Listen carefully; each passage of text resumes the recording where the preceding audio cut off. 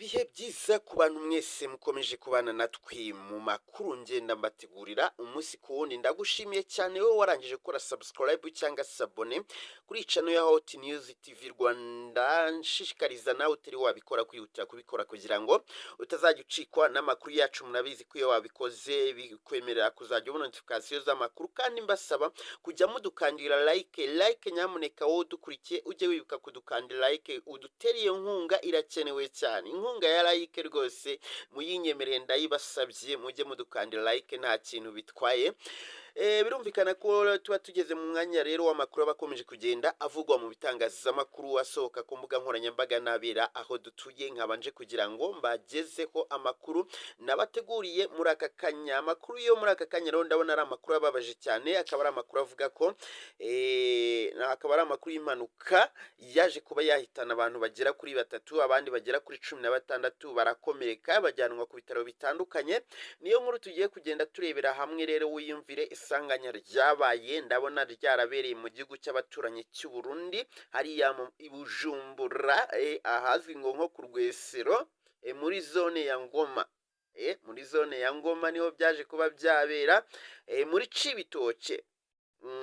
Muri Cibitoke ni amakuru avuga ko rero abantu 3 bitavye Imana biturutse ku modoka ikamyo yari ivuye kurangura inzoga zizwi nk'utwagwa. Nabonye ahantu nk'uko mubibona ku ifoto, ahantu iyo modoka yahirimye murabona ko hari ibintu by'ibidomoro, ashobora kuba bagenda babitereka muri iyo modoka. Iyi modoka rero yaje kuba yahura n'isanganya ikora impanuka.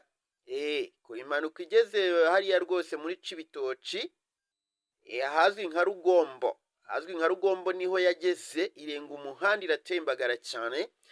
Nyuma rero abantu 3 baje kuba bahita bitaba Imana ako kanya, abandi 16 barakomereka, ariko ubuyobozi bwo muri kariya gace bukavuga yuko abo bakomeretse bahise bajyanwa ku bitaro bitandukanye kugira ngo bitabweho n'abaganga, cyane cyane ibitaro bya muri Cibitoki. Ngo bagiye babajyana bitewe n'uburemere bw'uko bakomeretse, bakabajyana ku bitaro bitandukanye bitewe n'ingufu z'ibitaro kugira ngo babashe kuba barengera ubuzima bwabo.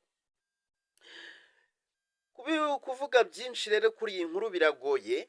Biragoye kuko urumva my friend, abantu 16 iyo bakomeretse, aba 3 bakitaba Imana. Muri 16 urumva haba harimo abakomeretse bikomeye n'abakomeretse mu buryo bworoheje. Usa ubuyobozi bwo muri kariya gace bukaba bwarahumurije imiryango y'ababuze ababo, ndetse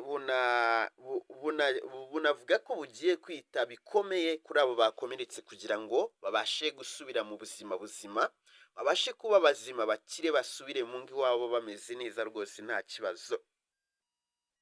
Kariya gace rero ngo ni agace gakunda kuberamo impanuka cyane, gakunze kuberamo impanuka cyane rwose. Hariya hantu njya mbona amakuru menshi avuga ko habereye impanuka, ariko ubwo nyine ubuyobozi, polisi yaho ni ukujya igenzura neza nyamuneka. Buriya akenshi impanuka ziterwa n'imivuduko myinshi, imivuduko noneho yiyongeyeho uburangare. Imivuduko yiyongereyeho uburangare niyo ituma biriya byose bigenda biba. Nyamuneka rero reka natwe dusabire bariya bakomeretse, Imana ibabe hafi bakire. Bariya abantu rwose Imana ibabe hafi bakire, kandi tuboneraho no kwihanganisha imiryango y'ababuze ababo, abo tubasabira ku Mana kugira ngo ibakire mu bayo. Ngewe nkomeje kuba umuhungu wanyu Mr. Hub, ndabakunda cyane. Turakomeza kugenda tubana mu yandi makuru n'ibindi biganiro birakomeza kugenda bitambuka aha kuri Hot News.